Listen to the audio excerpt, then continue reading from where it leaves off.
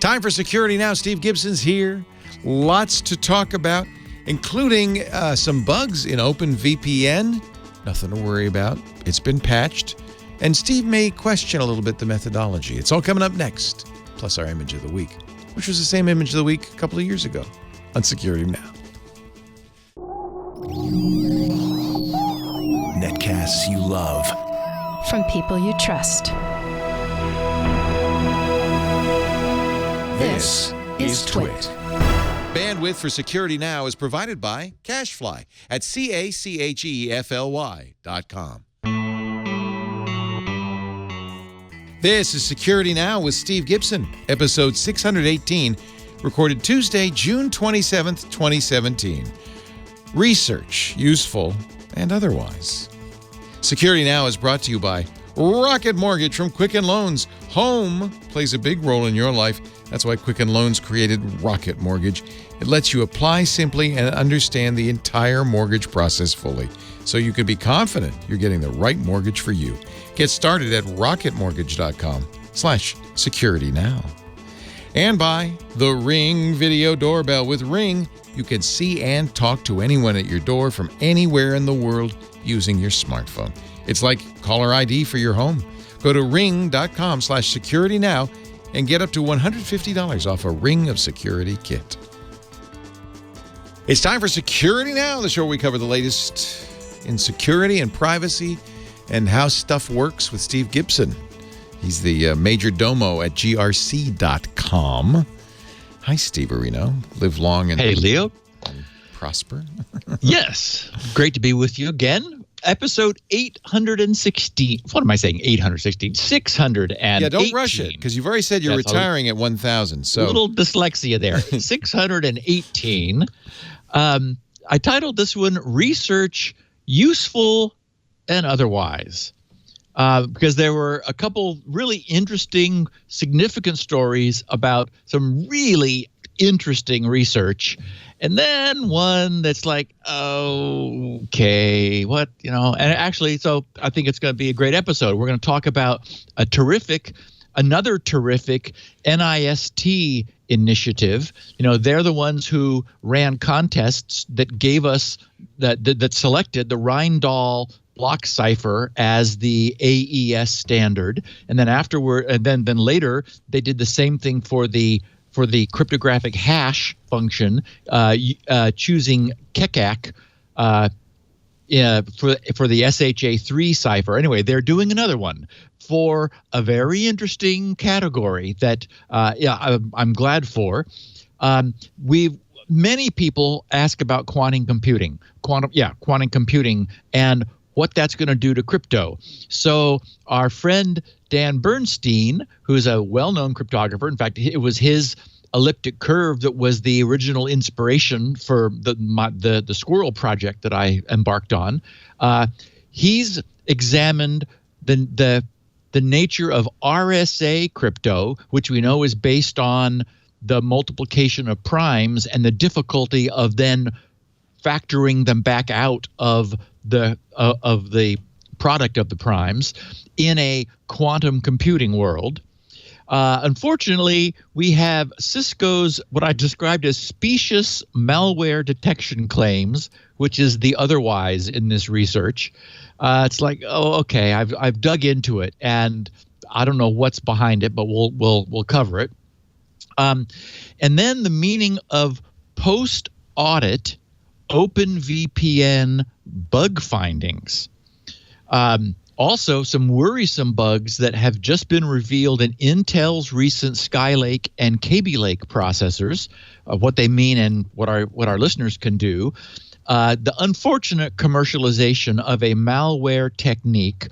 The fact that WannaCry keeps resurfacing, LinkSys responding to the CIA's Vault7 CherryBomb firmware that we recently discussed, another government reacting to encryption, the NSA's amazing GitHub repository, more news about HP printer auto-updating, a bit of errata, some miscellany, and then, of course, some closing-the-loop feedback from our listeners. So I think, another great and interesting podcast here. Indeed, indeed. As always, we get a live studio audience. Bruno's visiting from Switzerland. James and Robert from Missouri.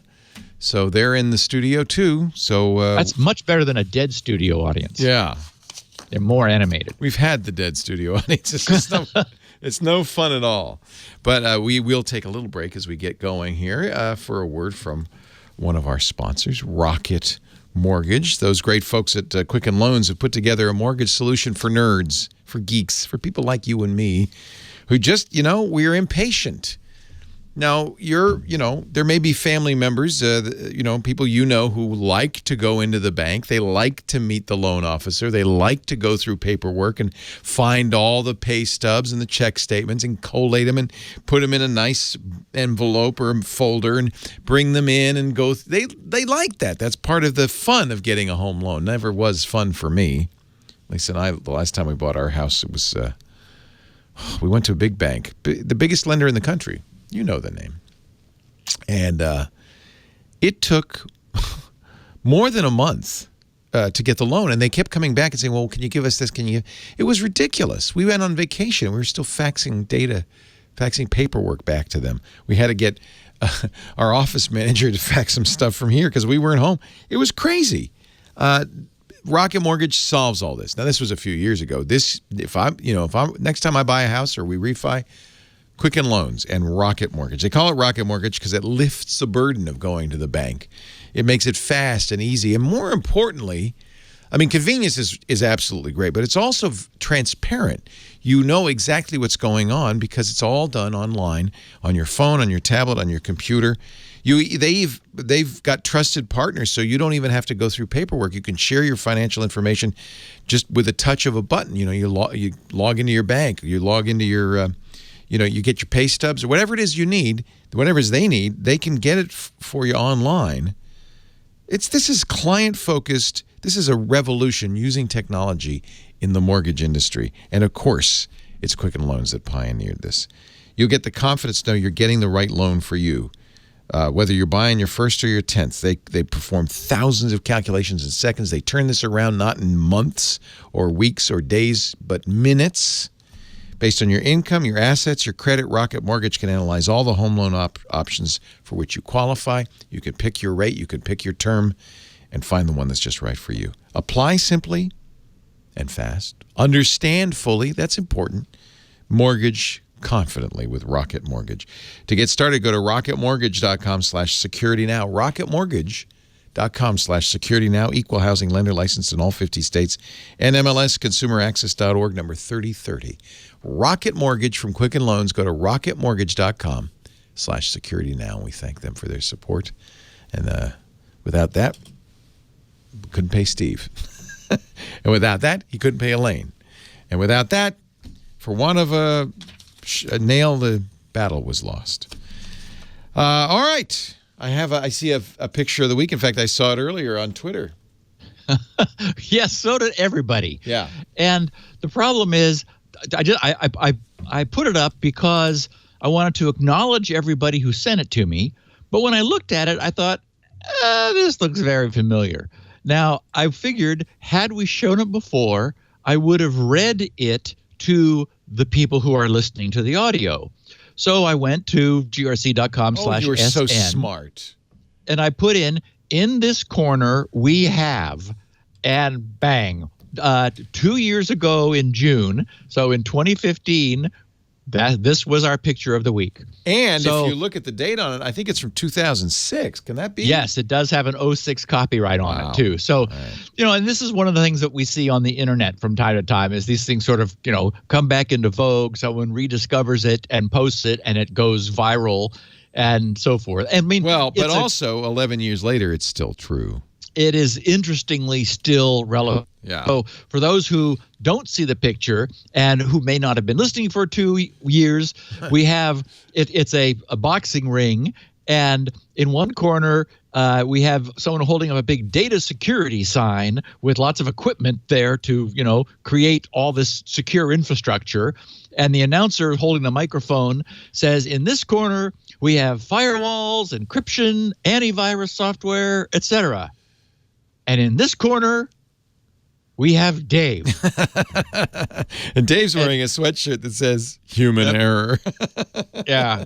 And the point being, yes, no, you can bring all of this technology to bear, and Dave can still defeat all of your best intentions just by being himself. Another way you can tell it's dated, you see antivirus software. We've been having a lot of discussions on the radio show, and people have been begging me to ask you, and I'm sure we've covered it on the show, your position on using antivirus software. I've listened to it all over the weekend, and you're 100% correct in everything that you said. It is the case, and in fact, Tavis's most recent shower was it brought about his findings that even Defender has problems that had been fixed. The one thing you didn't say, and it's arguably too technical for weekend audience, is that in order for third-party AV to do what it must, it's necessary to hook deeply into the operating system. And that fundamentally destabilizes it. Right. They do the best job they can, but they're coming along and they're having to put their hooks in literally to the kernel. And so the advantage that Microsoft's built-in system has, in addition to just being there and built in and sanctioned and so forth, is it's been, the OS has been tested with it in place. Microsoft isn't testing their OS with other third-party AVs in place. The other AVs are having to test theirs against Microsoft. So it just seems all around better and more stable not to put a third-party AV platform in, which is exactly what you were saying. On Windows 8 and 10, you've got Defender. It's not the best in the world. Nobody says it is. But the problem with antivirus software is it gives you a sense of false confidence because no antivirus software can protect you from everything. In fact, most protect you from a fraction of the total threats. Yes, and I would argue that it's getting worse because in this spy versus spy cat and mouse game, the strategies to avoid detection are evolving, right, and the AV people are always responding. They're not preemptive. They're unable to detect something that doesn't exist yet. So they're inherently lagging, and the AV and the malware people are just trying to keep a few steps ahead. Right. So, unfortunately, there is as we have said, the only solution. I mean, this is the classic: do you blacklist or do you whitelist? The only solution is to whitelist. That is to only allow what you know to be good to run. And that's Windows 10S, which I think is which dubious security. Which has just been defeated badly. Right. Yes. Right. Well, they don't the problem is they don't whitelist aggressively enough. They allow Win32 subsystem. They allow Office. Well, yeah, I heard you talking about Win32 subsystem over the weekend. It has to be there for legacies. Right. Just too much stuff that still runs it. See, that's what I'm thinking is, and I think the only thing that they really have it in there for is the Centennial apps, which are wrapped Windows 32 apps that they can then put in the Windows Store. They're not true UWP apps. And the biggest one is the one they have to have, which is Office.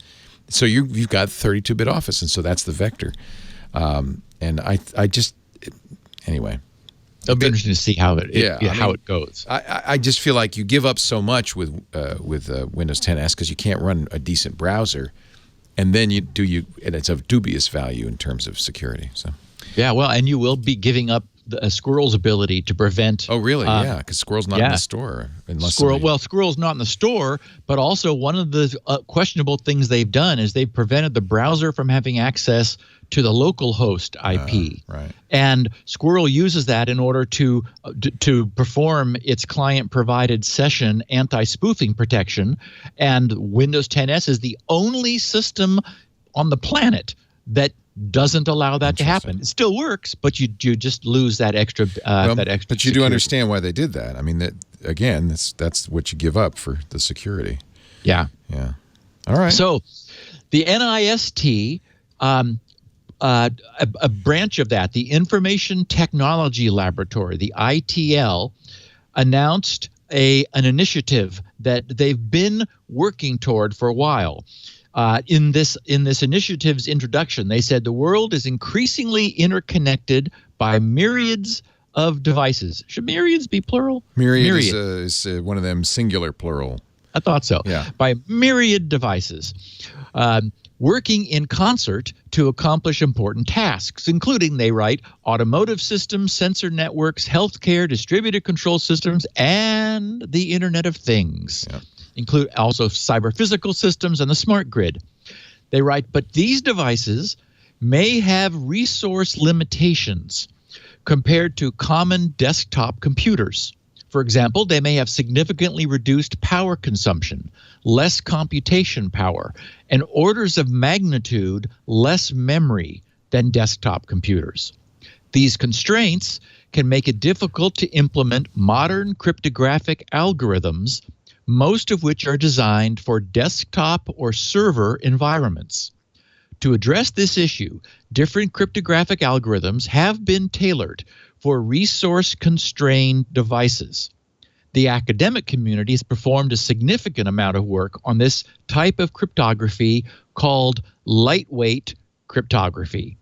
This work includes efficient implementations of conventional cryptography standards and the design and analysis of new lightweight algorithms and protocols.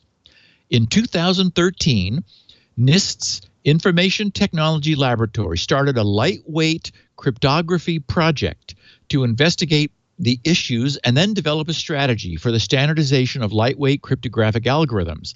In 2015 and 2016, NIST held 2 lightweight cryptography workshops to solicit feedback on the constraints and limitations of the target devices, the requirements and characteristics of real-world applications of lightweight cryptography. And now, recently, NIST decided to create, through an open process, a portfolio of lightweight algorithms. ITL, which is this group within NIST, has published NIST Internal Report 8114, and I have a link to the full report in the show notes for anyone who's interested, which is titled The Report on Lightweight Cryptography. To summarize the findings of this project and to outline NIST's plans for the standardization of lightweight algorithms. Here, we present highlights from this report, especially the devices targeted by lightweight cryptography, how the algorithms were designed, and the standardization of lightweight cryptographic algorithms. And of course, I'm not going to go into all that detail, but the beginning of their actual report says, which is sort of interesting because it helps to give us a better sense for exactly what this is. They say this report provides an overview of lightweight cryptography, summarizes the findings of NIST's lightweight cryptography project, and outlines NIST's plans for the standardization of lightweight algorithms. In particular, NIST has decided to create a portfolio of lightweight algorithms through an open process. This report includes a list of questions to the stakeholders of lightweight cryptography that will serve. We need to somehow shorten that. It's a little bit of a tongue twister. LightCrypt or something, who knows, that will serve as the basis for determining requirements. NIST will develop profiles based on community responses to these questions. These profiles are intended to capture cryptographic algorithm requirements imposed by devices and applications where lightweight cryptography is needed. Algorithms will be recommended for use only in the context of profiles which describe physical performance and security characteristics. So anyway, they then talk about the target devices. They enumerate and clarify the performance metrics, which are their goals, talk about the cryptographic primitives, and we've discussed them all on this show in the past: block ciphers, hash functions, message authentication codes, and stream ciphers. And the idea being they wanted to take all the lessons that we have from traditional full strength, heavyweight crypto and say, okay, if you've got a light bulb and you want crypto in a light bulb, or especially if you have some little battery-powered tag somewhere and you want cryptographic strength. What are the constraints in these applications thanks to the nature of the device? And also remember the cost. Cost is a factor, and larger chips cost more. And so there's some pushback against the need to be able to accommodate the existing cryptographic primitives, which just assume they're in a multi-gigabyte desktop environment or server. So, for example, things like reducing the block size of a block cipher. We've talked about this before, how AES is deliberately 128-bit block because what the symmetric cipher does is map every single combination of 128 bits into a different, an unpredictable combination of 128 bits, one for one, so that for every input combination of 128 bits, you get a different output 128 bits, and that's reversible. So you can go the other way. And what's so cool, I mean, almost magical, is that mapping function is controlled by an input key. So you have, and what AES gives us is officially 3 different key sizes, which can be used, which allows you to have variable strength of key within a given block size.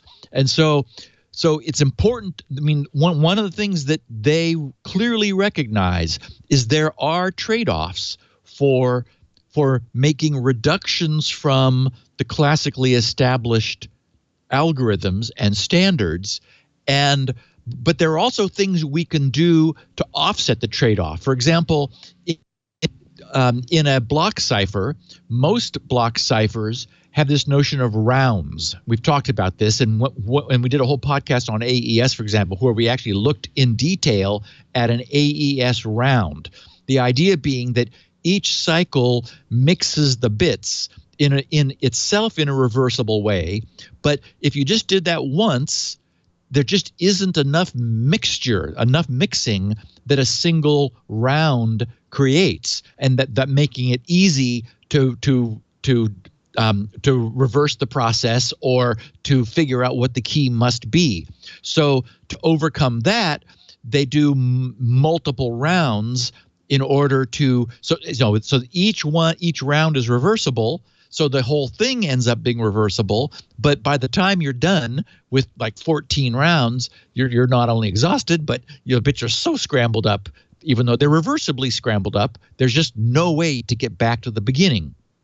So, but the point is, the design was made deliberately with the trade-offs of a desktop environment in mind. So, for example, in AES, there are these things, and throughout crypto, there's a thing called an S box, which is essentially a little fixed mapping box. It takes some number of bits in, often 8, and it produces 8 bits out. So it's like a fixed key kind of mini cipher, and so those S boxes are scattered around. But each S box, because it's taking 8 bits in and needs to map those to a different 8 bits out, that's an expensive process in terms of processing time or hardware real estate if you're wanting to integrate this on a chip. So, for example, if you went to a 4-bit S box where it only needs to map 4 bits into a different 4 bits, that's incredibly simpler in terms of die size. The 4-bit S box is estimated to have a relative size of 28, just sort of a numeric integer, 28, whereas an 8-bit S box is 395. So the problem is the requirements scales exponentially with the bit length of the S box. So the point is, there's a whole different problem than has been really addressed before in the notion of bringing high security to to low resource or resource constrained environments. And for example, where you might make each individual round in a cipher less strong, you can you can end up achieving the same end strength by just doing more rounds. And since light bulbs and IoT devices tend not to be performance constrained, the trade-offs can be different. You can say, okay, we got more time to do this on our IoT device, so we're going to, for example, crank the rounds up really high while reducing what each round does, which creates huge savings in chip real estate, RAM requirements, and so forth. So anyway, I think this is a great initiative. I mean, these guys, it was exactly this kind of open process which we need somebody to be the honcho of, somebody to manage and spearhead. As I said, that's where we got the Reindahl selection as the AES cipher, and we got the SHA-3 next generation ciphers. I think this is great, and all for the best. But I would note that while having a suite of carefully considered lightweight cryptographic primitive building blocks does not automatically make IoT devices secure. That is, having them isn't going to change things overnight. What this sort of falls into the classification of necessary, but it's necessary but not sufficient. It's having approved cryptographic standards which are appropriate and still secure, just the trade-offs were made differently, removes one of the largest objections that IoT makers can present. They could say, well, we'd like to have crypto, but it's going to make our stuff uncompetitive because it's going to raise the price.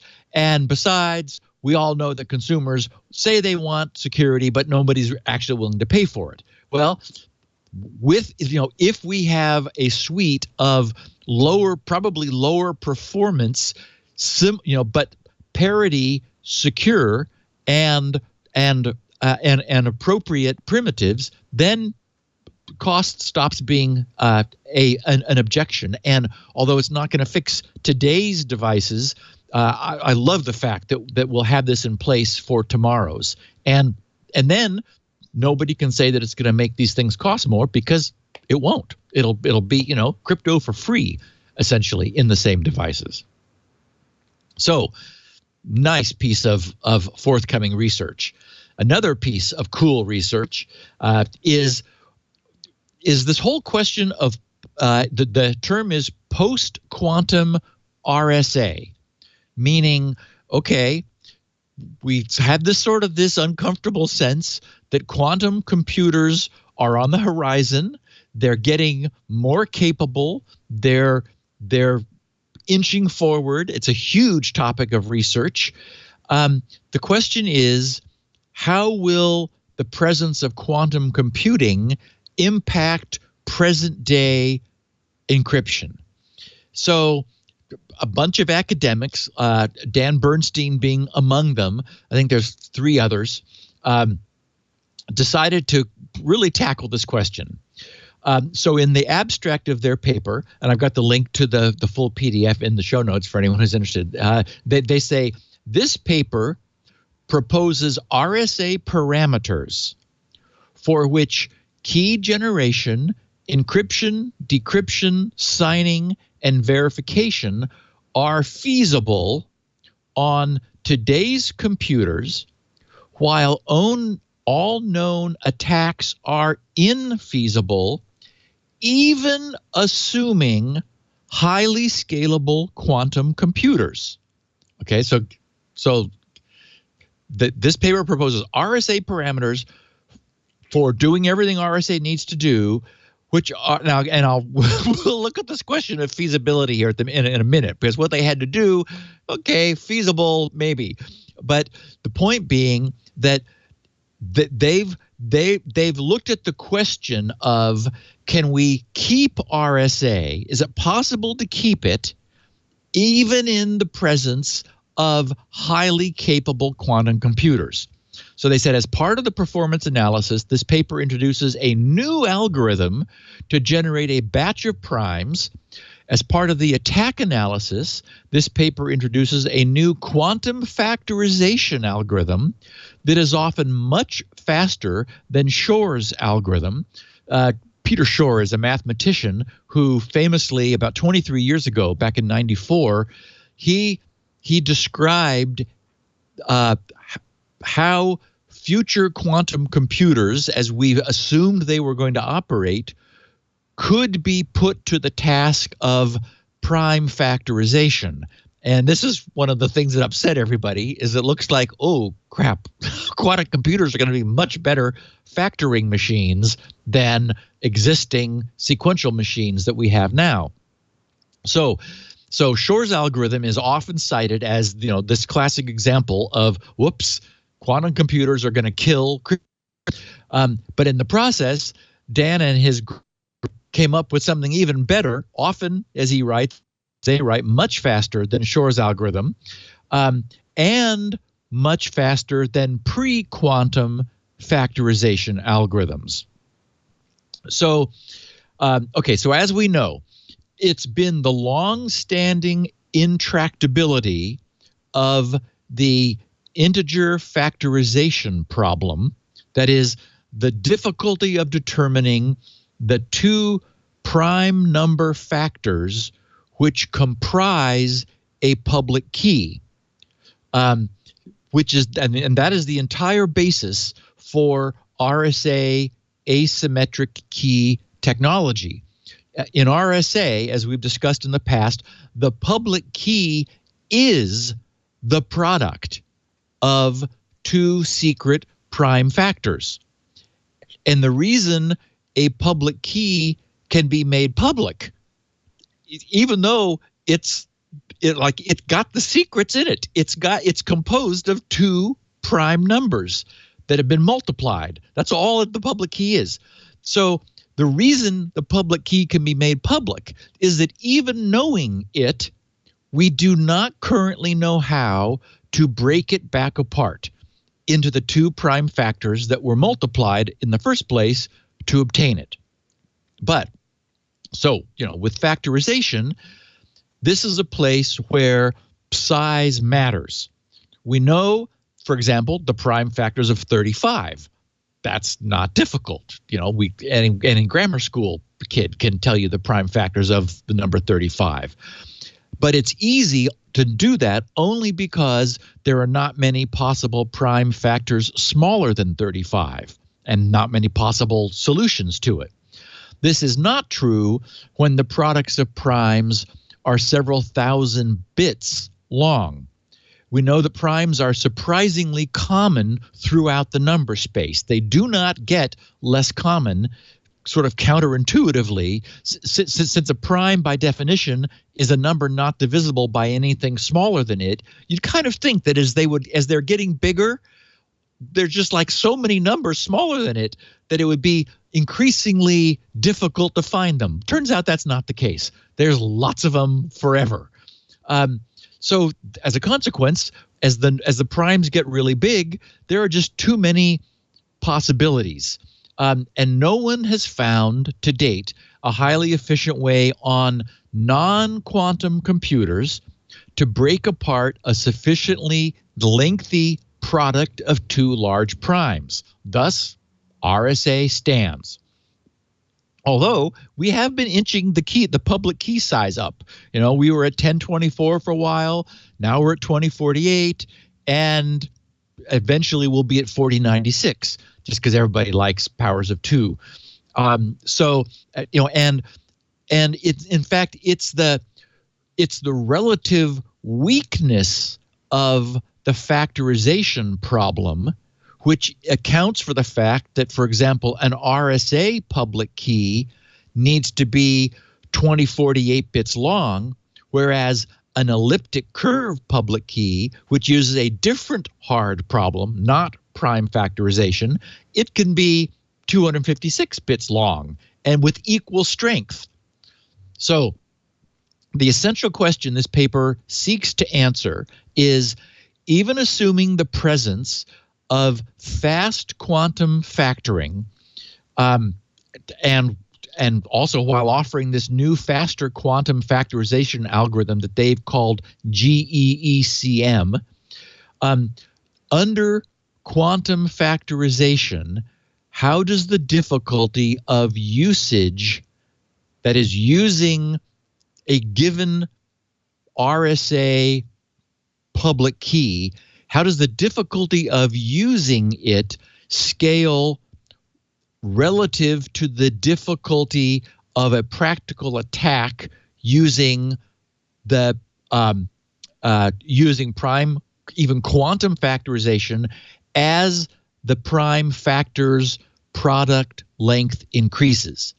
Okay, so we know, for example, a quantum computer could probably cut through today's 2048-bit public RSA public key without breaking a sweat. So they wanted to understand how RSA scales. That is, if we need to make factoring much more difficult because quantum computers can factor much better than current day computers. So, and for some reason, if we want to hold on to RSA, how does it scale? So they asked the question, is it actually true that quantum computers will kill RSA? And they write, the question here is not whether quantum computers will be built or will be affordable for attackers. This paper assumes that astonishingly scalable quantum computers will be built, making the term they use is qubit. That is the term, making a qubit operation, a quantum bit operation. QUBIT, not right, like the biblical measurement. right, as in a quantum bit operation, as inexpensive as today's bit operation. So they say, under this assumption, Shor's algorithm easily breaks RSA as used on the internet today. Yep, dead. The question is whether RSA parameters, meaning prime lengths, can be adjusted so that all known quantum attack algorithms are infeasible while encryption and decryption remain feasible. So that's what I meant when I said, how does it scale? Can we keep growing the public key size so that we could still use it, yet very fast quantum computers can't crack it? So they write, the conventional wisdom is that Shor's algorithm factors an RSA public key n almost as quickly as the legitimate RSA user can decrypt. So basically it really weakens the benefit. The point is that using the key is about the same level of difficulty or speed as cracking the key. So they say decryption uses an exponentiation modulo n. Shor's algorithm uses a quantum exponentiation modulo n. There are some small overheads, they write, in Shor's algorithm, but these overheads create only a very small gap between the cost of decryption and the cost of factorization. The main finding of this paper is that standard techniques for speeding up RSA, when pushed to their extremes, do create a much larger gap between the legitimate user's costs and the attacker's costs, meaning the cost to attack increases much faster than the cost to use. So RSA could be kept alive kind of on life support if we had no better solutions. Now, it's worth noting we've already got post-quantum crypto. We haven't talked about it yet on the podcast because, qubits, there aren't a lot of qubits wandering around yet. None of us have them on our desks or in our pockets or anything, but they're coming. And so academia is ahead of this. So this is not, no one should misunderstand this as suggesting that it's practical or we will be using RSA in a post-quantum era. It's just sort of, interesting research, and I think useful research too. So they say these extremes, that is the pushing RSA to its extreme, these extremes require a careful analysis of quantum algorithms for integer factorization. As part of this security analysis, this paper introduces, and then they talk about this their own new, faster quantum factoring solution. And then finally, they say, we report initial implementation results. So they actually, the rubber meets the road here. They built this stuff with, under assumptions about what would happen if they said, okay, if quantum factorization ends up being essentially on par with current, what does it mean?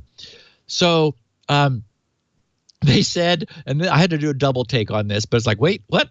And finally, they say, we report initial implementation results for RSA parameters large enough, that is, remember, long keys, large enough to push all known quantum attacks above 2 to the power of 100 qubit operations, right? So like we're gonna say that qubits are efficient, so we're gonna force you to use a whole ton of them, 2 to the 100. So this is very much like, the numbers we're used to seeing, 2 to the 128, 2 to the 256. Okay, this is 2 to the 100 qubit operations, making them again incredibly time-consuming and thus impractical. So they say, we report initial implementation results for RSA parameters large enough to push all known quantum attacks above 2 to the 100 qubit operations. Here it comes. These results include successful completion of the most expensive operation in post-quantum RSA. Namely, Leo, are you well centered over your ball? I am. The generation of an 8 terabit public key. I like it. 8 trillion bits. So the big ones now are 4,096 bits. So yeah. We're using 2048, 2048, and that's just fine now. I think 8 terabits, even quantum computing might be hard pressed. Yeah. So as I said, this is not meant to. We're not suggesting that this is practical, but they're saying, okay, we just kind of wanted to go there. We wanted to say, okay, we got fast quantum factoring. How badly does this kill RSA? And the point is, okay, if for some reason you absolutely, positively must use prime factorization as you still have to use it as the hard problem to solve, and nobody is suggesting that. But if you did, well, an 8 trillion bit public key, that would do the job. Of course, it's schlepping that around, communicating, and of course 1 bit goes bad. I mean, it's difficult in today's storage environment even to reliably store an 8 trillion bit public key. It itself would have to have its own error correction, which would increase its size substantially just to protect against internal bits changing within the key, just sort of spontaneously, for quantum reasons. So, yeah, at this point, that's a problem. There are all kinds of post-quantum crypto which is ready to go. Lattice techniques are looking like they're becoming very popular, but there's a handful of them. So I just thought this was fun to say, okay, can we keep this thing alive? Well, yeah. Is anyone going to? No. We're going to be switching to different crypto when quantum machines happen. Now, that was all kind of fun and useful research. I was really interested initially to see how this claim, which was made last week in a public presentation by Cisco, could be substantiated. They claimed, Cisco did, that they would soon be commercializing and making available to their enterprise customers, and I will end with a cautionary note here in a minute, the ability to detect malware within encrypted web traffic with 99% accuracy. And I thought, okay, what? So I did some digging. Last October, at the AI-Sec 2016 proceedings, which was the 2016 ACM workshop on artificial intelligence and security, two Cisco guys, Blake Anderson and David McCrew, delivered their research paper titled Identifying Encrypted Malware Traffic with Contextual Flow Data. Okay, now, first of all, that sounds okay, interesting, but it's not clear that that's the same as within encrypted web traffic. So one of my complaints is that somebody at Cisco has decided they want to sexify this research, and have everyone go, ooh. But, okay, contextual flow data is not malware within encrypted web traffic. It's behavioral and it's metadata. Anyway, so the abstract of this paper from last October said, identifying threats contained within encrypted network traffic poses a unique set of challenges. Yeah, amen, baby. It is important, they didn't say that, I did. It is important to monitor this traffic for threats and malware. Again, no disagreement there.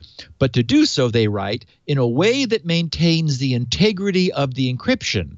Okay, so we've, of course, often talked about the middle boxes, as now the term is, which is an enterprise class proxy that itself is the encryption termination point. So it's got a certificate, and it is synthesizing remote site certs on the fly and signing those. And the reason everyone in the enterprise trusts the certs that it has just made and signed is that all the devices in the enterprise have had its public key stuck into their certificate root store, specifically so that no alarms will get raised and everybody trusts those certs. So the point is, Cisco is saying, okay, but we want to do this without decrypting the traffic, which immediately says, huh? What? Okay, you got my attention. They said because pattern matching cannot operate on encrypted data. Right, as we all know, well, good encrypted data is indistinguishable from pseudo-random noise.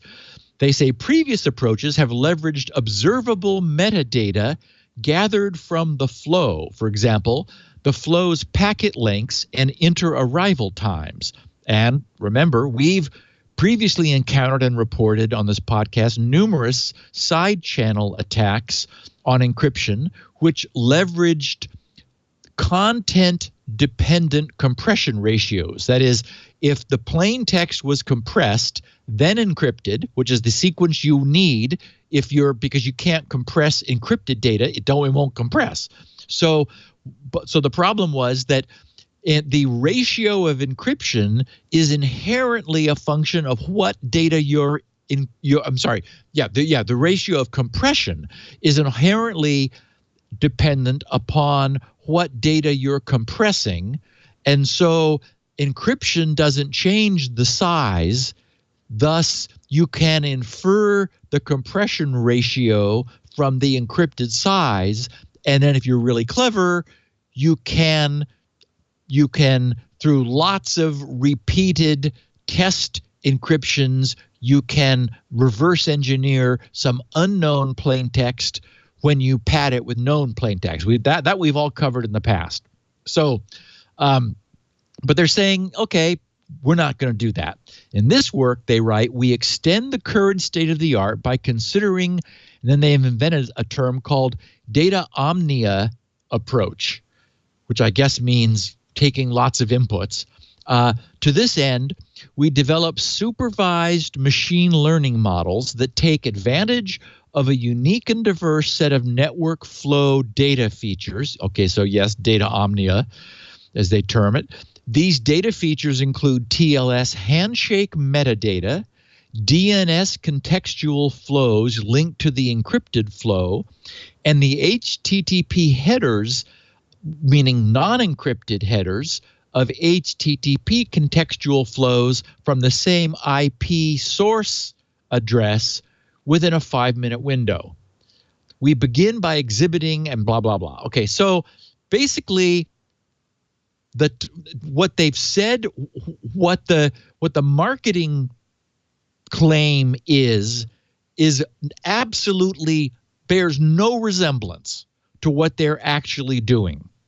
I was tempted to like dig into the paper further, but I thought, but it was behind a paywall. It didn't seem like it was worth $15 to go any further. They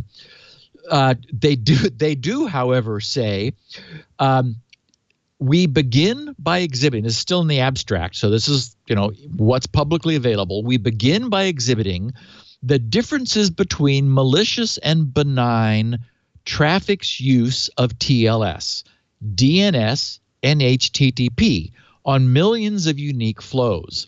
This study is used to design the feature sets that have the most discriminatory power. Then we show that incorporating this contextual information into a supervised learning system significantly increases performance at a 0.00% false discovery rate for the problem of classifying encrypted malicious flows.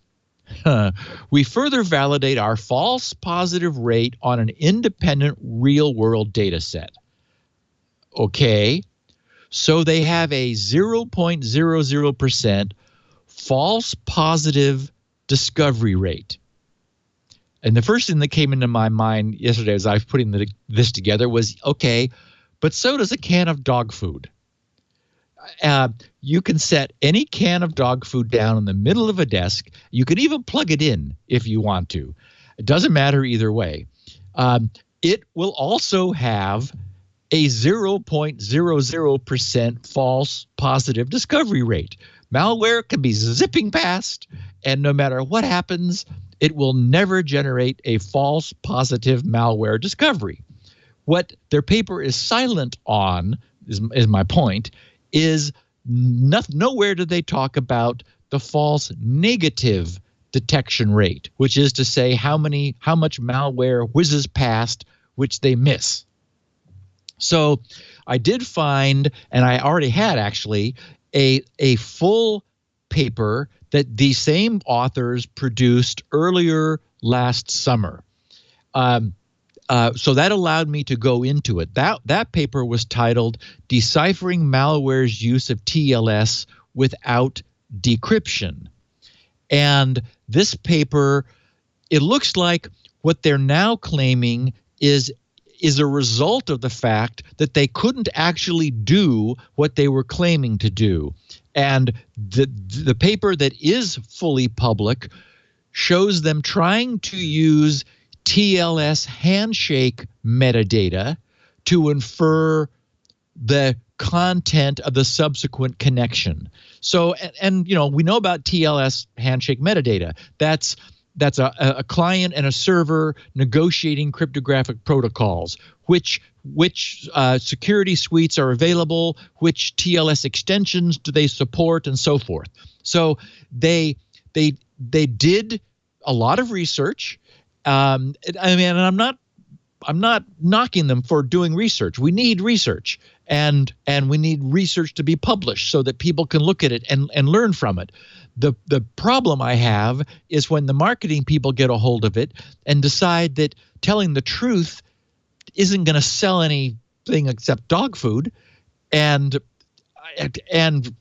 so they end up saying something. They make a claim that is patently impossible and which no one can deliver.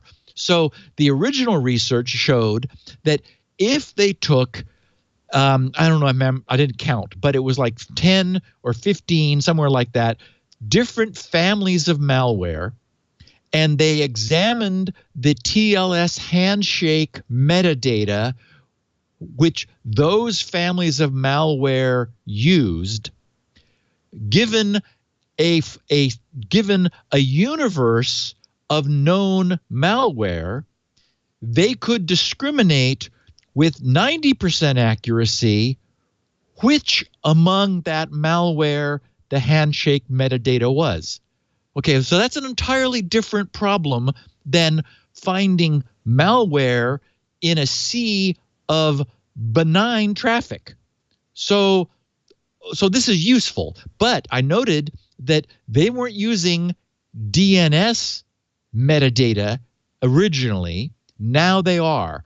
And of course, using DNS, looking at the DNS queries that a network makes will go a long way toward telling you if something is malicious, because it's, malicious domains are themselves by their name suspicious looking. If it's we see what command and control servers use, 64 characters of gibberish .ru, for example. Okay, that would raise some suspicion. And DNS is not encrypted, as we know, so it's always available for inspection. So anyway, the problem is that Cisco is claiming that they're going to be deploying this soon. Cisco's senior VP,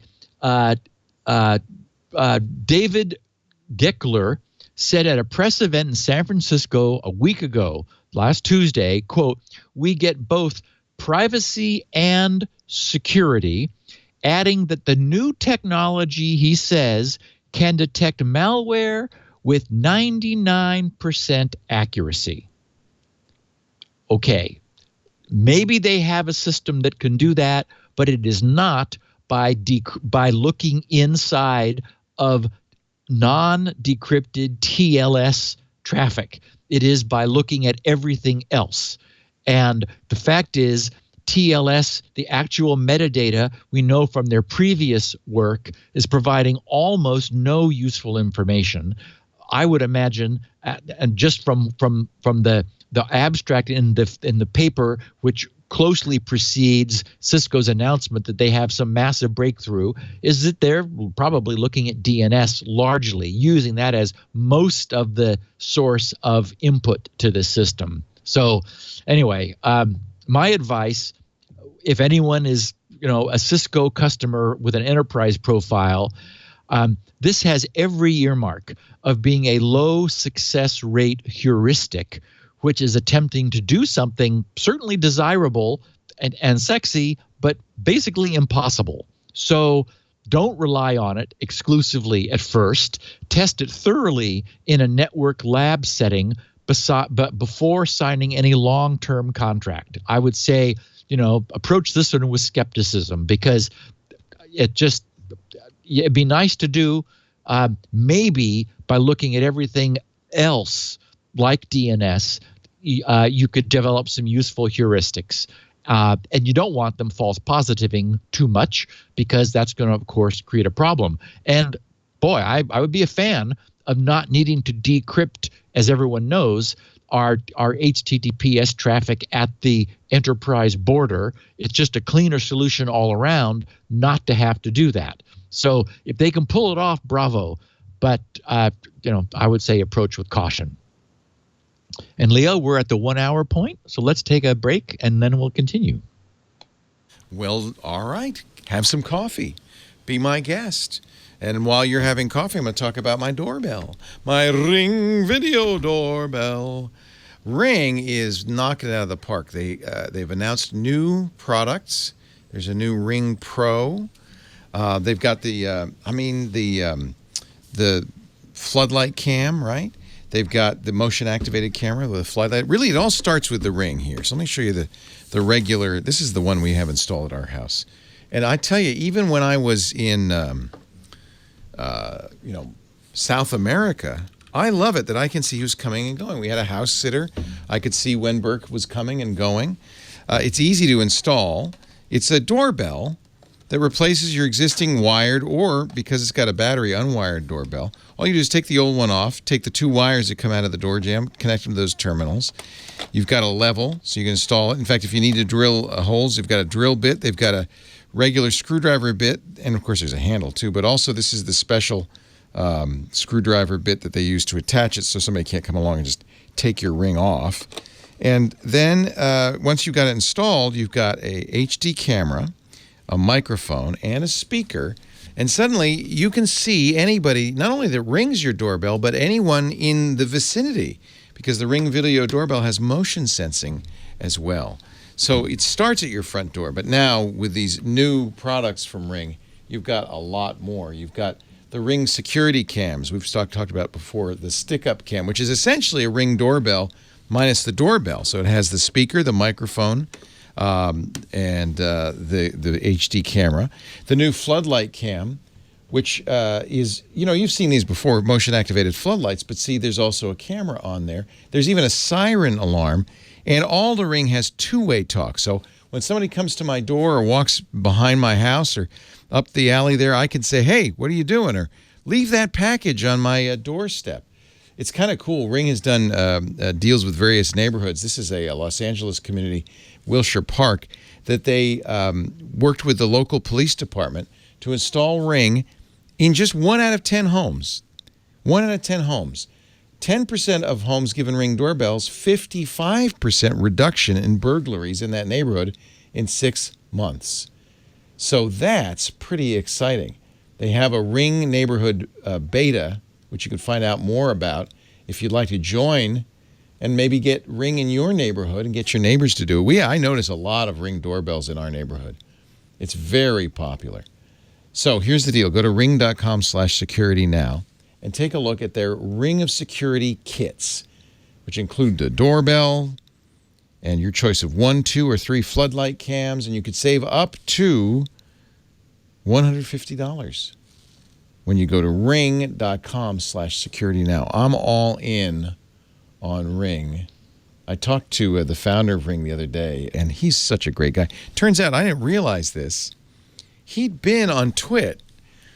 Jason Calacanis ages ago auctioned off the right to do an ad on Twit for charity. We went along with it. And Jamie bid for it for a previous product. This guy is a serial entrepreneur. You may have seen him on Shark Tank with a kind of early prototype of this. So when I talked to Jamie, he said, you don't remember me. I said, what do you mean? I was on Twit doing an ad for, now I don't remember the app. It was an app. But this guy is great, and he's made a great product. And the world is coming to Ring, I have to say. It is the doorbell, video doorbell. Not just for you. You might want to look at it for your family, your friends, my elderly mom. This is such a great way of, so, she has an iPad. She can see who's at the door and talk to them. She doesn't have to get up. Ring.com/security now. You can take a look at the Ring of Security kit and save big. Ring.com/security now. Did you have your coffee? I did. So the unfortunate title of this work is the OpenVPN post-audit bug bonanza. Oh, dear. Everybody uses OpenVPN. Everybody, right? Yes, and I believe should. Guido Rankin has a full report in his WordPress, his blog on WordPress. I got the link to it in the show notes. But to set the context of this, I need to share his claims. So he writes in the summary, I've discovered 4 important security vulnerabilities in OpenVPN. Interestingly, these were not found by the 2 recently completed audits of OpenVPN code.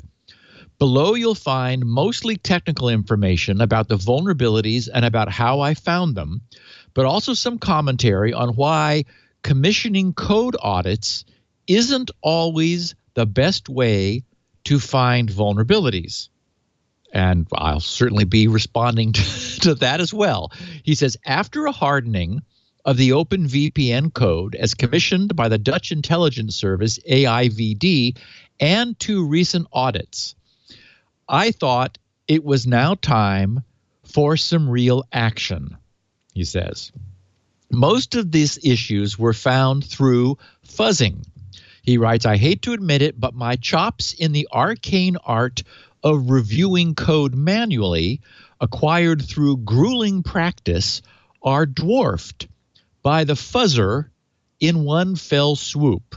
The mortal's mind, he says, can only retain and comprehend so much information at a time. And for programs that perform long cycles of complex, deeply nested operations, it is simply not feasible to expect a human to perform an encompassing and reliable verification.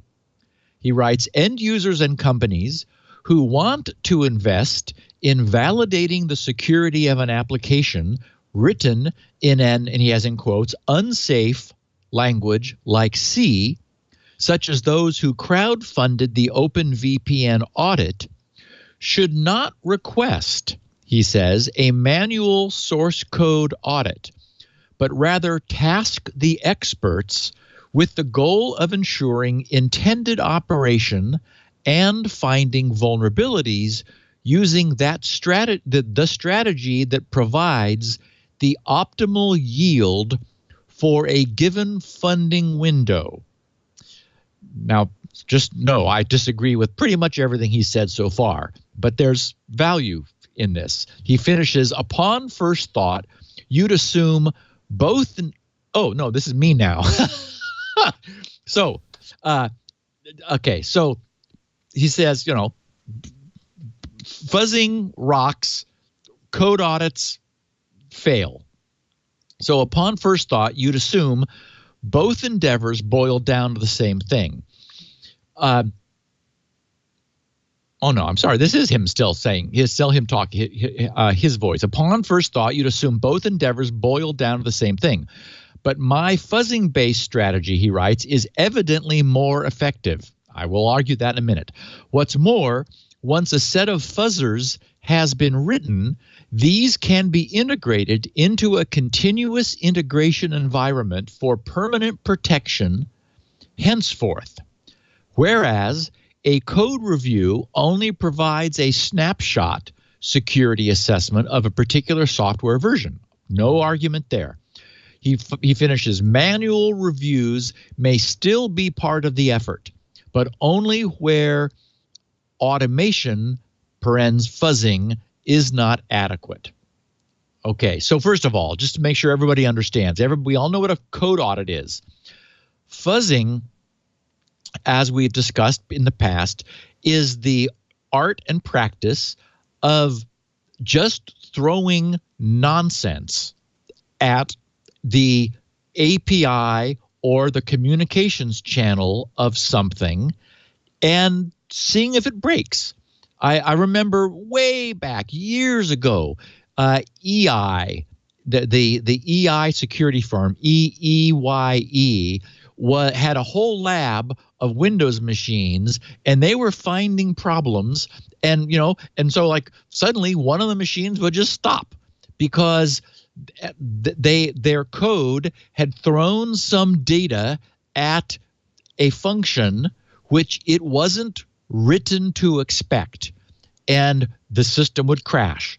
And so as the fuzzer was doing this fuzzing, it was logging everything it was about to do so that they could rewind and repeat the problem and then go take a look manually at what the fuzzer had discovered. Okay, so my position is I strongly disagree that either approach is more or less valuable than the other. The two approaches are different, and it's that difference that makes both important. We know from so much coverage in the past on this podcast that there are definitely many classes of critical problems that fuzzing will not find. For example, subtle flaws in cryptographic implementations, secrets-based timing, and power changes that would enable side channel attacks, unsafe assumptions about the use of fundamental cryptographic primitives. And I could go on like that all day talking about what it is that a cryptographer sees when they look at this kind of code that isn't about does it crash, it's about is it worth using? I mean, if when it's working, is it secure? So this notion that deliberate code auditing is not every bit as important as fuzzing is utter nonsense. That said, as we've talked about, fuzzing is a very powerful tool for discovering an entirely different class of very important bugs that could, as Guido correctly asserts, easily slip past code auditors. That's not the kind of they're looking for. It's not the kind of really can look for, which is why fuzzing makes absolute sense in conjunction with code auditing. And as he points out, where he talks about a given funding window, he's right. Fuzzing is super cheap because it's automatable. And it's super easy to do once it's been set up. So, yes, I'm delighted that he did this. I'm delighted that as a consequence, OpenVPN is even more solid than it was after the code audit, which made it better. And now we've got the best of both approaches. But no one should think for a second that any money could have been saved by only using fuzzing instead of a careful code audit by cryptography savvy coders and developers who know how to take a look inside of this and make sure that the things they can see were done correctly. There are things they can't see, and that's where fuzzing can be very effective. So, hats off to Guido for doing this. And I understand that he's proud of his results, and he should be. But it's not the case that one replaces the other. Should we be concerned about OpenVPN? I mean, did he find bugs that are, in fact? Yeah. Yeah. I'm glad you asked. Yes. It has been fixed. So, okay. I mean, there was a remote, there were several crashes and something that may have been leverageable to remote code execution. So, the typical kinds of things that are problems. He definitely, his fuzzer crashed OpenVPN, and he found 4 different problems that like where you could double release some memory.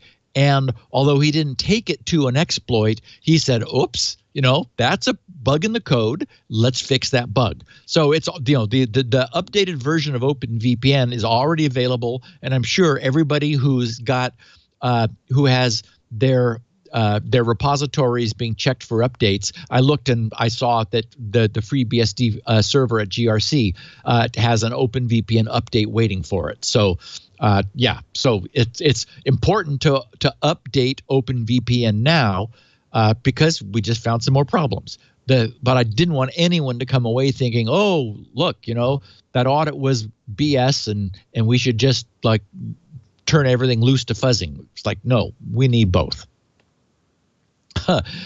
Boy, and speaking of fuzzing, it turns out that, and this is a problem, Intel's Skylake and KabyLake processors have been found to contain serious microcode bugs. We know that low-level processor flaws are not without precedent. But fortunately, they are extremely rare, and our chip vendors generally, I would say, do an amazing job with dealing with the stunning complexity of modern complex instruction set, CISC, CISC processors. So far, Intel has been relatively quiet about the problem, but this is in the news. Reporters who have talked to engineers at Dell and Intel have been told that the problem exists, and there are fixes for it that are just waiting for confirmation before being pushed. There is a microcode patch which is currently being quietly tested to make sure that it doesn't break anything else. And naturally, being a processor level bug, it is OS agnostic. All operating systems and other software running on these, and any software running under the OSs, and that would include VMs potentially. So Windows, Mac OS, Linux, FreeBSD, etc., can be vulnerable. A quietly published Intel chip errata reads, quote, under complex microarchitectural conditions, meaning the microarchitecture that is what the microcode drives, which implements the higher level instruction set, which is what the code sees and runs.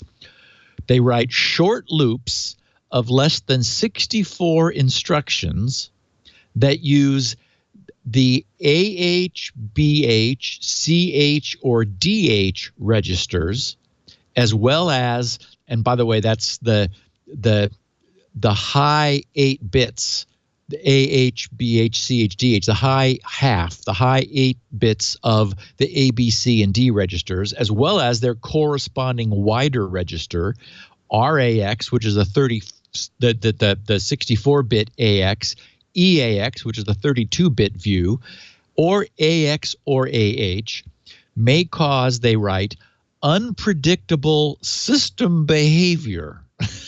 Yeah, as in the instructions don't work right. They say this can only happen when both logical processors on the same physical processor are active. In other words, this is a hyper-threading problem. There, as we know, Intel, before they went to multi-core, they said, hey, you know, if we create a virtual, if we take one physical processor and allow it essentially to have two program counters, that is, so that we could be doing two things at once, we could get we could like squeak out marginally more performance. It wasn't like double, and frankly, it wasn't very much. I don't remember now what the numbers were, like 10% more. I mean, it was free, so it was like, okay, not bad as long as it's free. And that's what the so-called hyper-threading is, where essentially they create two virtual processors from one by allowing two things to happen at once. Well, it looks like Skylake and KabyLake, but not, for example, Haswell, the predecessor family, have a microcode flaw in the implementation of hyper-threading, which affects short loop repetitions of of the registers of some instructions. So, so there is a Debian page which has the best discussion of this. I have the link in the show notes. In fact, it's so important and so good that I've made the first show numbered bit.ly link in a long time. bit.ly/SN618. So that just bounces your browser, redirects your browser to this Debian.org page where they've got beautiful coverage of this.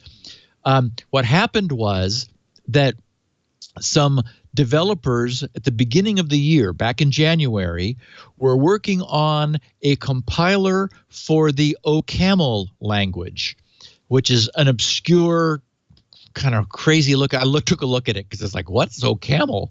And I still don't know. But, it's amazing. And it as a side effect of the way it was driving the downstream GCC compiler, it set some constraints on GCC that were unusual that caused it to produce problems. And so these guys are thinking, oh crap, our OCaml compiler isn't working. And they looked at the code and they said, yes, it is. The chip must be broken, which of course they couldn't believe, because that just doesn't happen. Turns out they were right.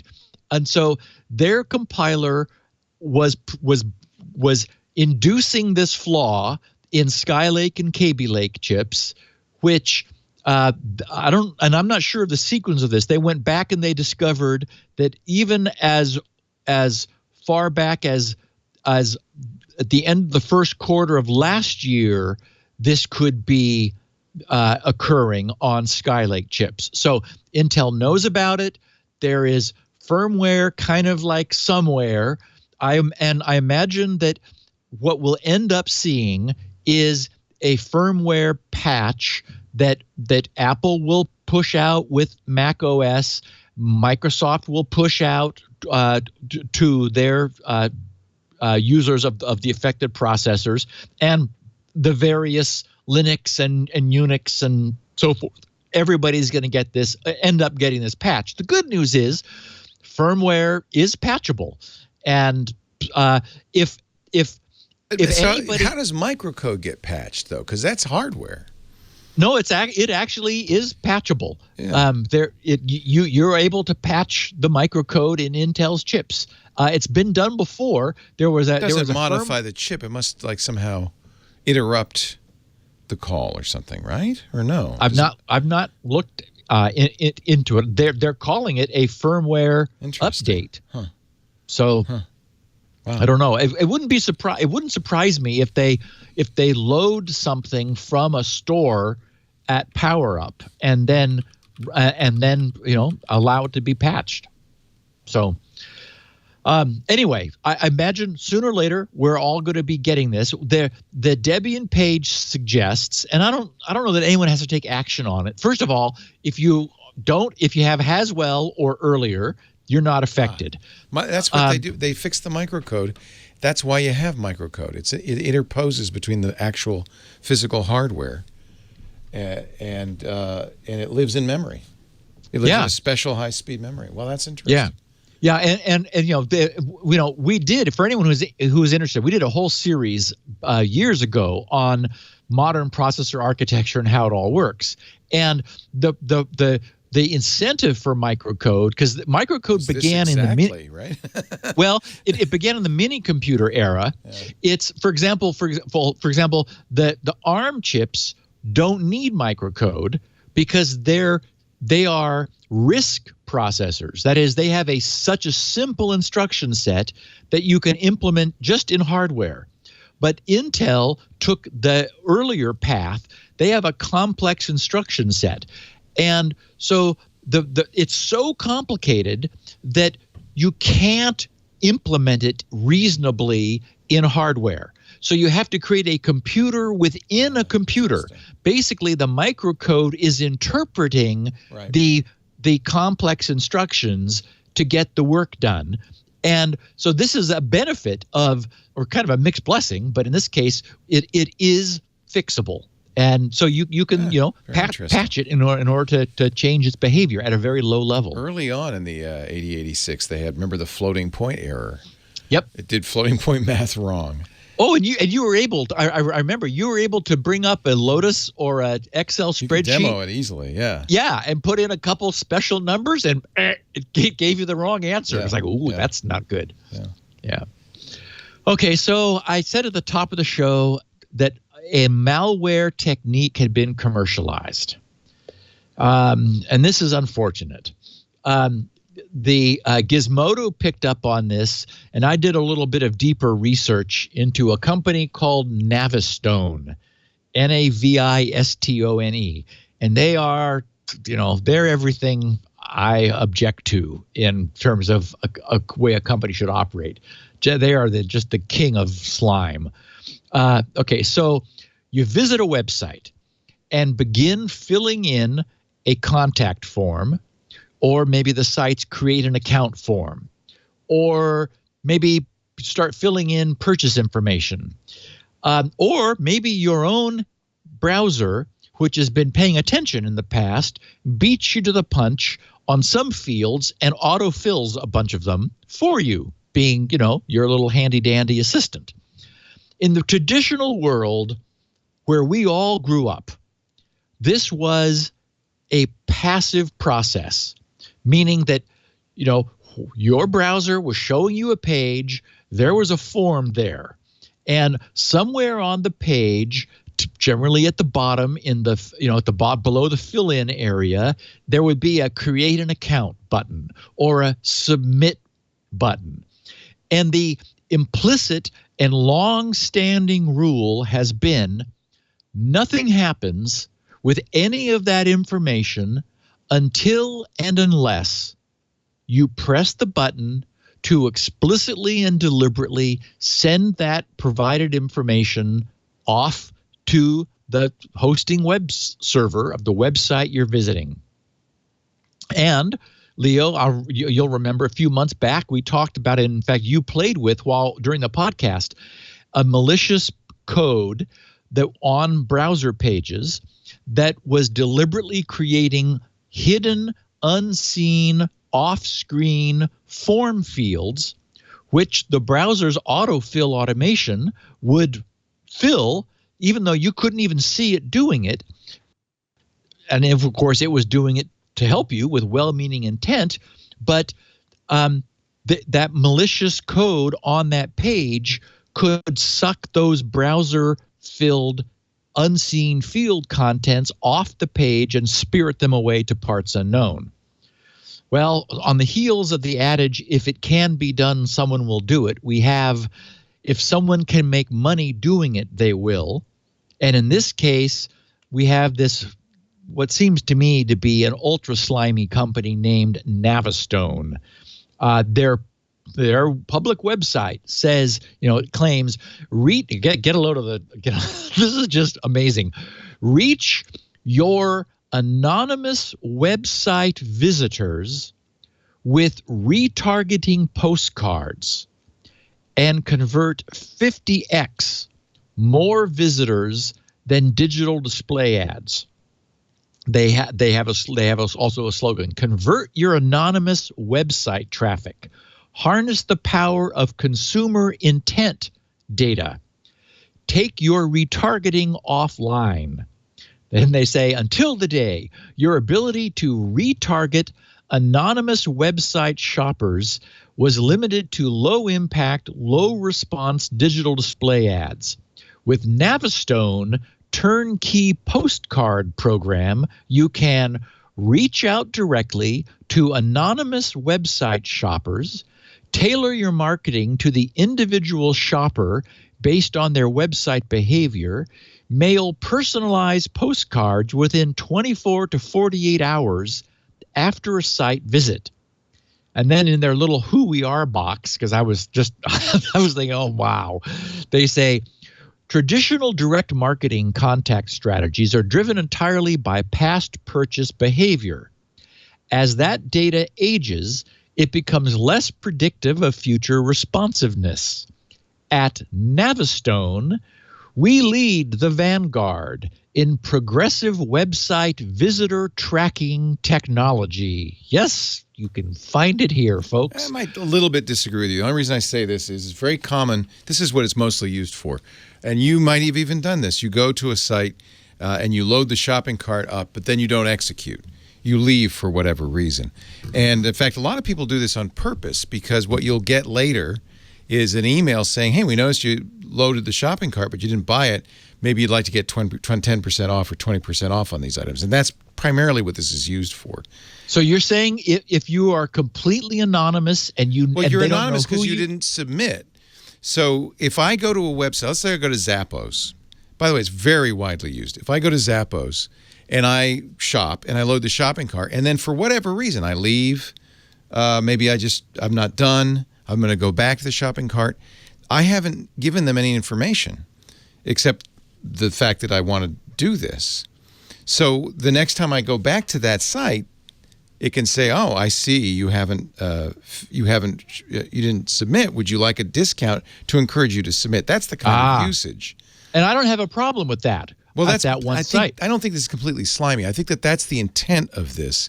Well, and the assumption you're making, which everybody makes, is, well, if I fill in a form on the website has no access to it unless I post it, unless I hit the submit button and do a post. Right. So what this is some JavaScript that watches the form being filled out and captures it without a post. Correct. I don't know if that's completely slimy. It certainly could be used in a slimy fashion. Well, it sends it to a third party. So it doesn't. Right. It's not going to the site you're visiting. So that the site you're visiting has contracted with Navistone. By the way, very many sites do this. This is very common in e-commerce. Okay. And what they're saying is that you will then receive a postcard or an email even though you have submitted nothing. Well, that's a little dubious, because how are they going to get your email? That's my point. This is serious web tracking. This is not just you went to this site and then you come back and they say, "Oh, look, we noticed you didn't finish before." Gizmodo tested it. Gizmodo says 3 sites: Rockler.com, gift site, collections, etc.com, and clothing site Boston Proper. They said sent us emails about items we'd left in our shopping carts using the emails we'd typed into the site but never submitted.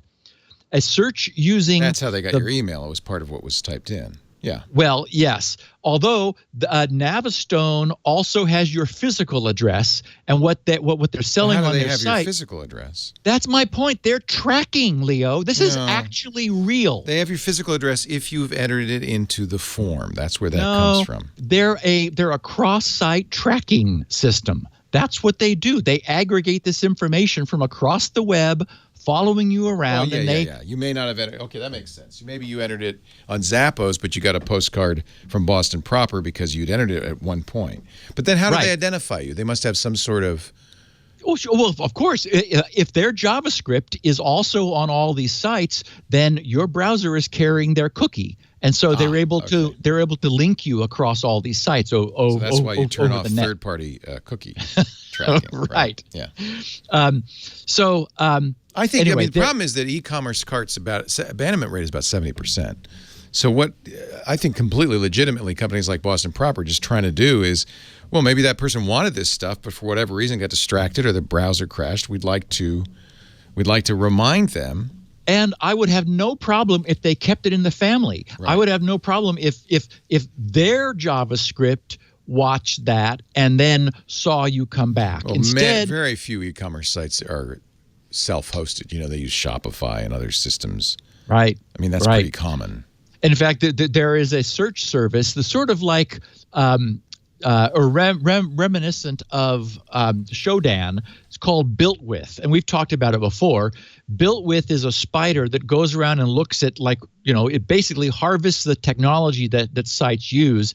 Gizmodo was a little curious, so they found more than 100 sites using this Navistone technology. Yeah. I bet it's many aggregates more than that. Stuff. Yeah, and if it's not Navistone, it's somebody else. It's a company very much like it. Yeah. Navistone agreed to stop doing it, right? They backed off as a result of some of this coverage of one aspect of this, but it is their business model is to do this. So, and WannaCry is bringing tears to some people. There were 2 instances that occurred in the last week. The Honda Sayama auto plant in Japan stopped their production line of engines and 2 classes of Hondas, a van and something else, I don't remember, for 2 days, for nearly 48 hours last week, when WannaCry somehow came back and found a couple of the machines that were critical to the assembly line's operation. And then, so that was one bit. And the other was people were sort of celebrating that Australia's stoplight ticketing cameras were taken down. 55, a network of 55 cameras in Australia got hit by WannaCry, apparently when a technician connected an infected USB drive to one of the devices, and then it quickly spread through the network, which was apparently running Windows OS. So in all of these cases, the moral for us is, if you want your stoplight cameras or your nuclear submarines on a consumer operating system, well, you get what you pay for. So, yikes. LinkSys has responded to the Cherry Blossom CIA Vault7 attack. I'm glad for that. They're a router that many of us have and use. So I just wanted to give a heads up that last week they in fact they addressed it directly in an advisory dated 6/21. They said LinkSys is aware of the Cherry Blossom project that was recently released by WikiLeaks Vault7 publication. Based on the WikiLeaks report, customized firmware, of course we covered this at length last week, was created for certain older LinkSys routers without our knowledge or consent for the purposes of monitoring, controlling, and manipulating internet traffic of a targeted user. And so customized firmware, they wrote, can be loaded onto a router either with physical access to the router, proximate access to the router via Wi-Fi, or intercepting the device in transit to be delivered to a user, which we know apparently has been done in the past. They said if users believe their router firmware may have been compromised, and of course, how would anyone really know that? LinkSys recommends that users download the latest available firmware, and then it's just www.linksys.com/support, and update your router. And one thing I noted that I don't think I'd ever seen before, I don't know if this is a recent occurrence, but at the advisory finishes after listing all of the affected model numbers. We would also like to recommend the following changes after the factory reset is complete to further secure the router. First, set a strong admin password, one that includes capital letters, numbers, special characters, and a password length of at least, okay, well, they're saying 8 characters, but as we know, more is better here. Disable guest access if it is not in use, and disable router features like WPS and UPnP. So if they are not being used. So yay to LinkSys.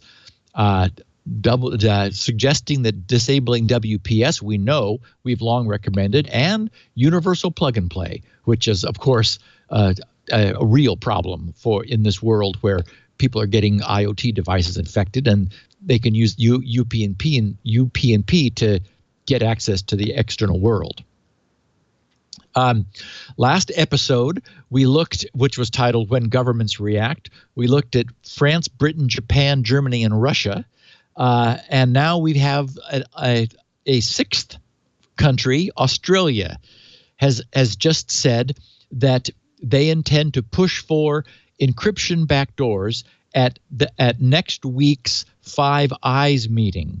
The Five Eyes Alliance, as we know, is Australia, Canada, New Zealand, the UK, and the US, which are a group bound by multilateral UK-USA agreement for joint cooperation in signals intelligence, military intelligence, and human intelligence. And it's always important for us to remember that any non-technical policy person using the term encryption backdoors, we have no idea what they mean. Well, because neither do they, really.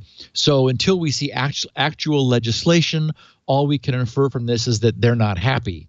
In this case, the Australian Attorney General George Brandis is stating he'll be pushing for backdoors, whatever that means, at the upcoming meeting of the Five Eyes in Ottawa, Canada next week, where they will discuss tactics to combat terrorism and protect borders. Australia has made it clear it wants tech companies to do more than to give intelligence and law enforcement agencies access to encrypted communications. Brandis said in a joint statement, quote, "I will raise the need to address ongoing challenges posed by terrorists and criminals using encryption. These discussions will focus on the need to cooperate with service providers to ensure reasonable assistance is provided to law enforcement and security agencies." So, he has a reputation in Australia. He's previously rationalized away potential objections to backdooring encryption, saying that it is people's tendency to overshare on social media, and that indicates they don't care if the government or several governments have access to their private messages. So, and there's some grain of truth to that. As I've been arguing lately, we've seen lots of studies that suggest a person will give you their password and trade for an ice cream cone, and that everyone says they want encryption, but when it comes down to it, in order to be truly secure, people tend to be a little lazy. So, not going all the way. I had no idea that the NSA had a repository on GitHub, and it's easy to find. National Security Agency.github.io. And wow, there are a bunch of neat things. Just to give you just a sense for it, something called Apache Accumulo, a sorted distributed key value store that provides robust, scalable data storage and retrieval. It adds cell-based access control and a server-side programming mechanism that can modify key value pairs at various points in the data management process. Something called CASA identifies unexpected and prohibited certificate authority certificates on Windows systems. That sounds very useful. Control flow integrity research. A DCP, a program that reduces the time span needed for making a forensic copy of hard drives for forensic analysis, and on and on. So if anyone's interested, there's just a bunch of really interesting projects. National Security Agency.github.io. So somebody tweeted that to me, and I took a look, and I was really impressed. There's lots of stuff there. I did get a lot of feedback from our listeners who followed up on the question of HP printer firmware. Many people tweeted photos, emailed photos, and just sent me notes. So far, maybe a population of 30 or 40, all over the place. Not a single HP printer appears to default to firmware update automatic. I think for whatever reason, HP must have made the decision that, yes, our printers have firmware, but when they leave the shipping dock, they work. So you could update them if you want to, but they work. So leave them alone. Unfortunately, as we discussed at length last week, yes, they work, but they've also got very significantly worrisome, exploitable firmware, because they've got a full Linux subset that can be taken over through various means. So as I said last week, I think it's time everyone should take a moment to update their HP printer firmware, since HP is not doing it automatically. Oh, and I said something wrong. Ben, who tweeted as Gin Giraffe, said two things. First, Apple two-factor authentication doesn't use iMessage. And Apple two-factor authentication, he says, does have some limited time-based one-time password integration available. Love the show. Cheers. And, the moment I read Apple two-factor authentication doesn't use iMessage, is like, duh, of course. Now, which is to say the UI is not iMessage. And what I should have said last week, which is where I completely agree, I misspoke, is I said Apple had the advantage of not using the cellular networks existing text messaging platform to send their one-time password tokens because they've got their own system. I said iMessage, that was wrong. I don't know that it doesn't leverage that communications flow. It certainly doesn't have to. And the presentation is different. I don't know, because it is, a 6-digit code, typically, at least in one of the types of prompts and challenges you can receive. Maybe it is time-based, where they have a shared key with your device. Who knows? Anyway, thank you, Ben, for letting me to correct that. Although, as we pointed out, if you only have one Apple device, it will use text messaging. Because it has no choice. Because it has no choice. Right. I got a nice note, or an interesting follow-up to a discussion last week from Grant Taylor, who tweets as Dr. Script with 2 T's. He said, and this sort of gave me a bit of opportunity to clarify something. He said, at SGGRC, running Spinrite before a format might speed up a format on an otherwise not completely happy drive. Remember, the question I answered was, should you run Spinrite before or after? And I kind of said, I really don't think it matters. So I would say that it's true, except that the explosion in storage capacity we have witnessed over the last 10 years has changed the entire nature of, and I'm putting it in quotes, air quotes here, formatting. It was once the case that formatting a drive meant scanning and verifying the drive's storage surface, looking for known and already marked defective sectors. Back then, drives were checked by the manufacturer for known defects, as they were called, and those were specified and could be entered into the low-level format process to start those sectors off as flagged bad. And then additionally, the software, the formatting software would just go out and it would look at all the sectors and also just kind of make sure they're all present and accounted for.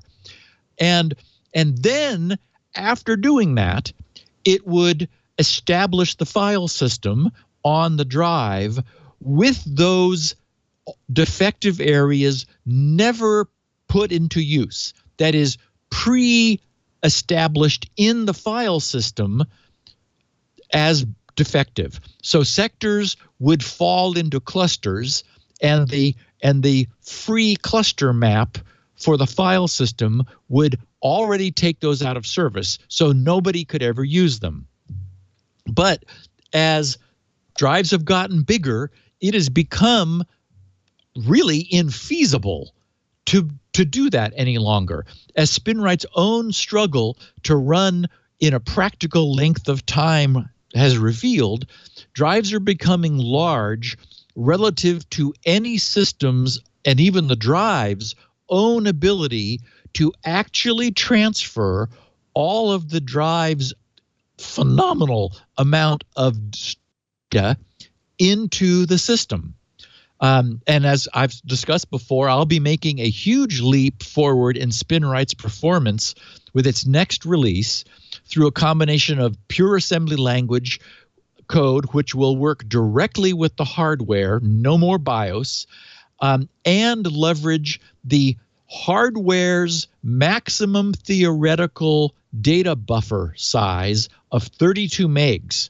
So this goes from 32K buffers, which we have now, to 32 meg buffers, which is the most that the hardware can handle. So Spinrite from version 6.1 on will transfer data at the maximum rate, limited only by the drive's rotation, or in the case of solid state media, the raw speed of the interface. But today's drive sizes mean that simple formatting, like what we do when we set up a new drive, is no longer practically able to check the drive's storage integrity. Instead, it must assume everything is okay. In Windows, we see the so-called quick format, which it makes that assumption. It simply builds the file system's directory structure at the front of the drive and hopes for the best. It skips any actual testing of the drive for the sake of practicality and expediency. And so I would argue that running Spinrite sometime, whether before or after, is probably a good thing to do, because otherwise it may be the case that some areas of your drive are never visited. I mean, they weren't visited during formatting, and unless you absolutely fill up your drive, they may stay largely unused for some length of time and not actually be available for use. I mean, not be good any longer by the time you finally get to it. So again, nobody actually formats a drive any longer. You just can't afford to. They've gotten too big. So you just say, okay, the drive says it's this big. We're going to assume it's telling the truth, and that there's all that unexplored territory out there. And finally, I have a couple of closing the loop bits, or closing the loop feedback from our customers. Jeffrey Erickson tweeted that Proton Mail now has a free and paid VPN service. And he said, topic for SN. And okay, so VPN services, I think, are more or less generic and, as we know, are widely available. That being the case, I think that certainly more choices and wider feature sets are better. But rapid adoption of a new service just because it's new is probably not the way to obtain the greatest security guarantee. A VPN service is one place where I think letting things settle down a bit makes a little more sense, all other things being equal.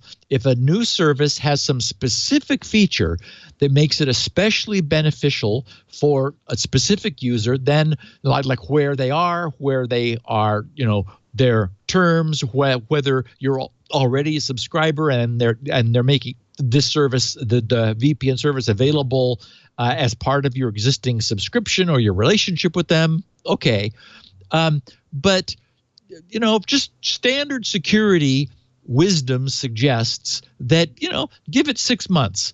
Again, there's so many solutions which are time hardened that I don't know if there's a reason to jump on a brand new one, except to notice that it's there, celebrate it, and then wait for the Wikipedia comparison of VP features to add that service and get populated so that you can easily take a look at it and see if it makes sense. So I think it's a good thing. I just don't know that jumping on something brand new when it's something you're depending upon makes sense unless you have a specific reason to do so. Oh, and Leo, I heard you talking over the weekend answering the question about Steve's favored imaging software.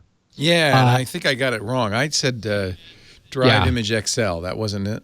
Yeah, I just unfortunately. Googled it. Well, and you did say it's got this annoyingly generic name. Like Drive Imager or something. Like it definitely does. Or like Image for Windows. There it is.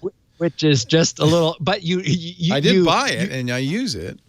And it's what I use. I use it on everything. It's from a company called Terabyte. Terabyte.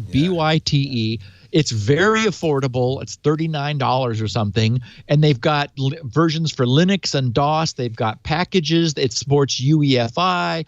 And what I like about it is that it also knows about NTFS. So you can do single large images rather than the earlier systems that only knew about FAT32. And so they had to break them up into 4 gig pieces, which once upon a time, that was big. Not anymore. Yeah. So Dennis, thanks for asking the question. And it's Terabyte Unlimited is the whole name of the company. Image for Windows and also for Linux and DOS. And they got a bunch of neat utilities and add-ons and freebies, and just a great company. Windows 10 does come with its own imaging. I think 8. Yeah, I heard you mention that. Yeah. And do earlier versions not? Is that a new Win? Is that a Win 10 feature? I'm going to have to ask some people. It might be. That's a good question. I don't know. Because Maybe I've the never chat been room aware. does. Yeah. I've always been aware of course, backup has always been part of Windows, but that's file level. And as you mentioned, what we want is something that can boot from a completely dead or an empty drive, and then immediately or in given time reinstantiate the file system, the OS, the other partitions, and everything. The cool thing about terabytes is, for example, you can click on the root of the tree of the drive. So, which is the drive, the partition table, the various weird partitions that Microsoft now creates. You just say, yeah, give them all to me, and it puts them all in one image. And if you then give it a virgin drive and say, here, put that back, it'll just recreate. Oh, and it's able even to dynamically resize the various partitions to fit the drive that it's going to. So, I mean, those guys solved the problem. Yeah, I think it actually started in Windows 7. That's my sense. In fact, it's the older style of backup. And one of the nice things about the Windows version is that it all you have to do is put an install disk in, which you've made, of course, because if you don't, you should do that before you do a drive image, do a recovery disk. And then you can run it from the recovery disk. So what you do is if you go to Windows key, type backup, and then it says at the bottom, looking for an older backup. And this is the thing that I had to kind of figure out. Go to backup and restore parenthesis Windows 7. And then this has an imaging system built in. So I think this is the Windows 7 imaging. Neat. I will check that out. Go to a hard drive, DVDs, a networked location, and then you restore it by running the system installer, and you can just restore from the image directly, which is kind of everything you'd want, I think, in a Windows. I think yes, and I would argue that for anyone from Win 7 on, that makes sense. Yeah, yeah, nice. It's a little hard to find it. It's not obvious that it exists. Somebody had to tell me. So our frequent, and now you told all of our listeners, so that's good. Yes. Our frequent contributor, Simon Zarafa, sort of sent a reminder that I wanted to pass on. He says, time to check for apps with access to important accounts. Here's the list for Google. Do the same with Twitter and Facebook. And so, and I did. And sure enough, I found some old things that I'd forgotten I'd given permission to access Google. So it's myaccount.google.com/permissions. Again, just https://myaccount.google.com/permissions. And just if you are a Google user, take a perusal over the list. I took about half of them out. I had like 15 things, and it's like, oh yeah, what's that? I haven't used that forever, and it's just good. Just makes sense to clean that kind of thing up, because no apps typically remove themselves. I don't even know if they can once given permission. So there's also, of course, Twitter has that and Facebook has that. So thank you, Simon, for the reminder. And I love this. This is the perfect conclusion for this week. This is our Say It Isn't True horrifying observation of the week. Someone tweeting as Klingon Vekan said, regarding SN 617, which of course was last week, about 8 characters being the most common password length. I just have to bring up the fact, he says, that password is 8 characters. Not a coincidence. It's like, oh, say it isn't true. Yeah, not a coincidence. Yes, indeed. I think the chat room might have observed that at the time as well. Yeah. In fact, because of your comments last week, I made some new passwords this week, and I made sure they were all odd numbered lengths. And when the site said you can have up to 30, I would make it 29, right? Because 30 would then be more common than 29. Yep. So the idea is to kind of foil the statistics, I guess. Don't follow the pack. Yeah. Be your own person. Well, if you listen to this show, you probably are your own person, and you probably drive your friends and neighbors crazy, but that's because you know more than they do. Thanks to this guy right here, Steve Gibson. Go to grc.com to find Steve's stuff. It's all there, grc.com, including Spinrite, the world's best hard drive maintenance and recovery utility, his bread and butter. Information about Squirrel is there, perfect paper passwords, password haystacks, Shields Up, lest we forget. How many millions of people have used that now? I mean, it goes up at an amazing rate. I always, when I set up a router, it's the first place I go. At grc.com. He also has the show there, audio versions of the show, plus Elaine's transcripts. There'll be 1 or 2 places in this show where she doesn't know what you said. Just weird, just little dropouts. But it wasn't bad. It was better for sure. Good. I'll do it from now on. Yeah. And sorry, Elaine. If you want audio or video, you can also get it from us, twit.tv/SN. And if you have a podcast app that you favor, you can always search for Security Now in that and subscribe, and you'll get each and every episode, and that's always nice. We will be back next Tuesday, 1:30, right after Mac Break Weekly, 1:30 Pacific, 4:30 Eastern, 20:30 UTC. If you want to tune in live, join us in the chat room, irc.twit.tv. You hear them referenced quite a bit. I think actually in this case, we will be back in 2 weeks, my friend. You sent me an email, and I wanted to talk to you about that. Yeah, next week is the 4th of July. And Twit is dark. I mean, if I know you hate missing shows, and I know your audience hates it when you miss shows. So if you wanted to record the day after or the day before, something, we could do that. Otherwise, enjoy a little break. Well, I had a back and forth with Lisa, and she said, "Nope, the day we're taking the day off." Yeah, we are. You can't record on Tuesday. Nobody will be here. Enjoy it. But if you wanted to, I could set it up for another day. But let's take a day. Think of it as the All-Star break. We'll enjoy the 4th of July, Yes. and we'll resume with lots of news in 2 weeks. Maybe nothing will happen. That's right. That's right. That'll happen. Thank you, Steve Gibson, and we'll see you next time on Security Now. Okay, my friend. Security.